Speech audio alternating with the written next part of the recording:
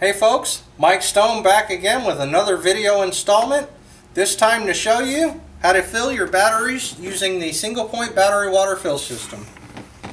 You have to have your pump attachment. There are several different other attachments. This is the most general basic one, and it comes with a clip on one end and a submersion hose on the other end. Basically what you're going to do is you're going to find this. This is going to be your water entry clip, I guess you'd say, and you put that on there until you get a snap. You go ahead and take your water then, distilled water only, and you'd submerge your other end into the water, and you'd squeeze the bulb here, just like when the doctor checks your blood pressure.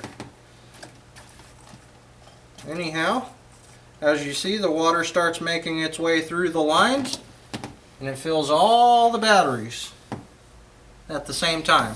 When that pump becomes hard like it is now, I can't really squeeze anymore, it's done. All you have to do at that point, take that off, put your cap back on, and the whole process is complete. If you have any questions or you'd like to order a battery water fill system, give us a call at 833-CARTS-MD. Thank you for your time.